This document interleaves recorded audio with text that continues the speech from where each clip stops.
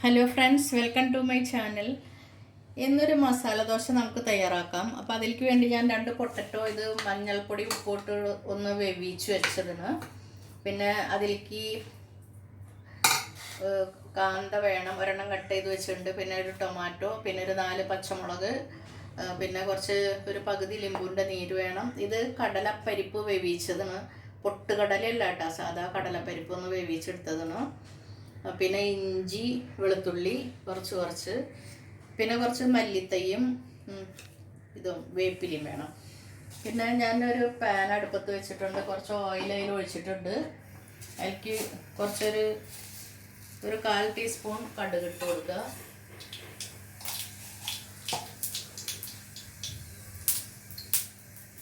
അത് പൊട്ടി തുടങ്ങുമ്പോൾ അതുപോലെ തന്നെ 1/4 ടീസ്പൂൺ തന്നെ ജീരകം, നല്ല ജീരകം അതിട്ട് കൊടുക്കുക.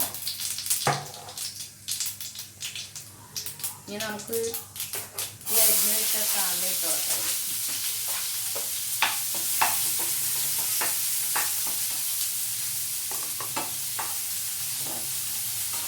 അതോടുകൂടെ ഈ ഇഞ്ചി ചെറുതാക്കി അരിഞ്ഞത്, വെളുത്തുള്ളിയും ചെറുതാക്കി അരിഞ്ഞതാണ്. ഒരു കഷ്ണം ഒരു ഇഞ്ചി നീളത്തിലുണ്ട്, ഒരു 5 വെളുത്തുള്ളി ഉണ്ടത്. ഇപ്പോൾ മസാല ദോശയ്ക്ക് നമ്മുടെ സാധാരണ ദോശയ്ക്ക് അരച്ച് വെച്ച മാവ് തന്നെ മതി.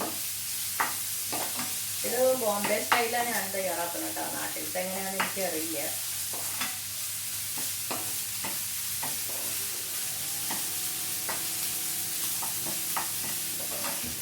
എനിക്ക് പൊട്ടറ്റോയിൽ കുറച്ച് ഉപ്പിട്ടിട്ടുണ്ട്, പക്ഷെ എന്നാലും ഇതിൽ കുറച്ച് ഉപ്പിടേണ്ട വരും നമുക്ക് മസാലയിലേക്ക്.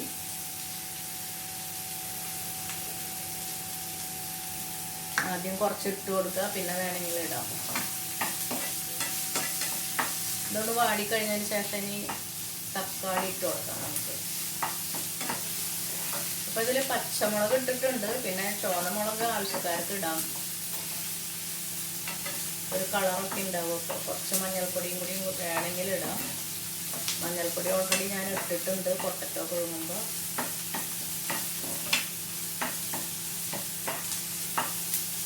ഒന്ന് വാടി ഇതിൻ്റെ മണമൊക്കെ പോയിട്ടുണ്ട്. പിന്നെ നമുക്ക് ആ ടൊമാറ്റോ ഇട്ട് കൊടുക്കാം.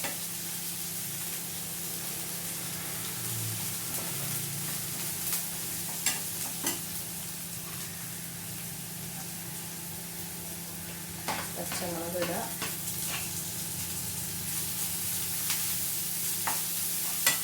ഞാൻ ടൊമാറ്റോയും കൂടി ഇടാറില്ല.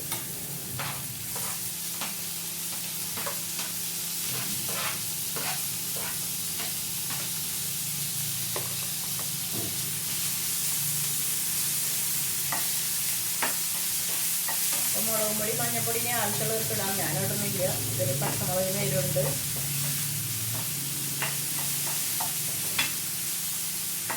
ഒന്ന് വാടിക്കഴിഞ്ഞതിന് ശേഷം നമുക്ക് കടലപ്പരിപ്പ് വേവിച്ച് വെച്ചതിടാം.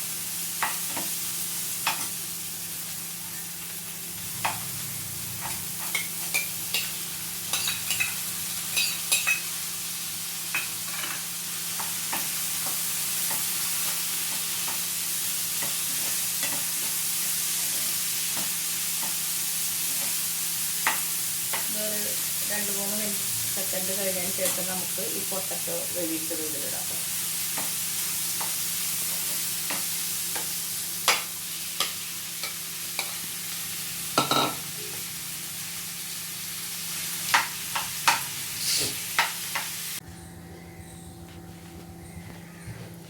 ഇത് നന്നായി ഉടച്ചെടുത്തിട്ടുണ്ട്. ഇനി അതിലേക്ക് കുറച്ച് മല്ലിത്തൈയും പിന്നെ കുറച്ച് വേപ്പിലയും കൂടിയുള്ളതാണ് അതിട്ട് കൊടുക്കുക.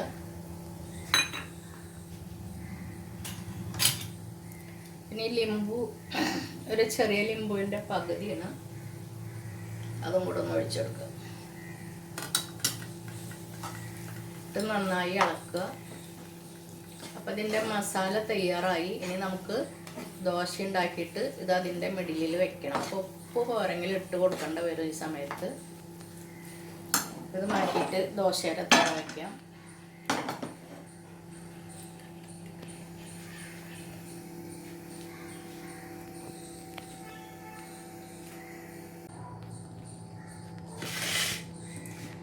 അപ്പം നന്നായിട്ട് ചൂടായിട്ടുണ്ട്.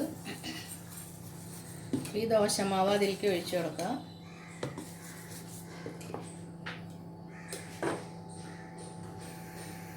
ഇതൊഴിക്കുമ്പോൾ ഹൈയിൽ വെക്കണം. അത് കഴിഞ്ഞിട്ടൊന്ന് നന്നായിട്ടൊന്ന് സ്പ്രെഡാക്കുക.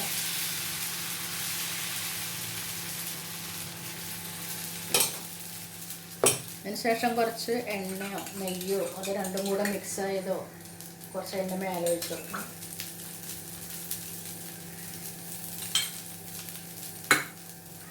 ഗ്യാസ് ഒന്ന് ചെറുതാക്കുക.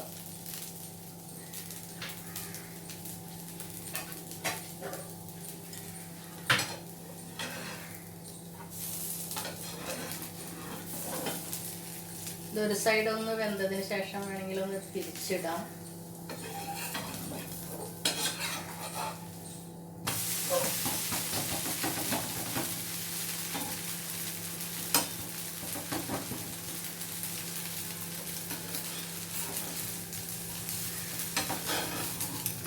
വീണ്ടും മറ്റേ സൈഡ് തന്നെ ഇടാം.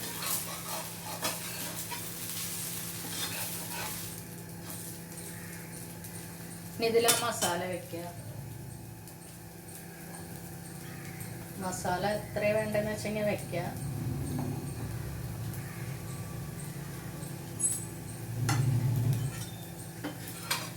ഇവിടുന്ന് ഇങ്ങോട്ട് ഫോൾഡ് ചെയ്യുക, ഈ സൈഡിൽ നിന്ന് ഇങ്ങോട്ടും ഫോൾഡ് ചെയ്യുക.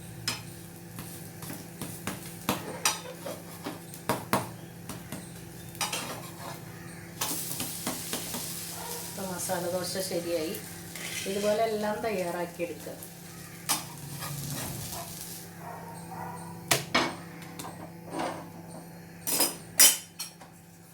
വീണ്ടും ഒഴിക്കുക.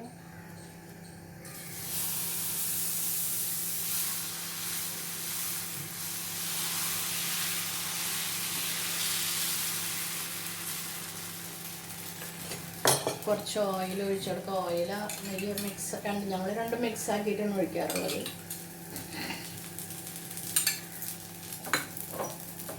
മറ്റേ സൈഡ് ഗ്യാസ് ചെറുതാക്കിയതിന് ശേഷം മറ്റേ സൈഡ് നിന്ന് വരുമ്പോൾ ഒന്ന് തിരിച്ചിട്ടിട്ട് ഇതുപോലെ തന്നെ മസാല ഇടുക.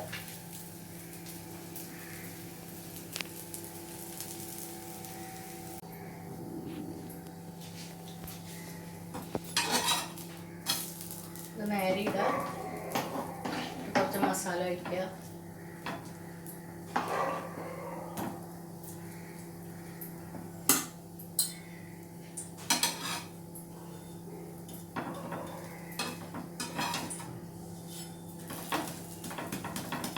അപ്പോൾ നമ്മുടെ മസാല ദോശ തയ്യാറായി.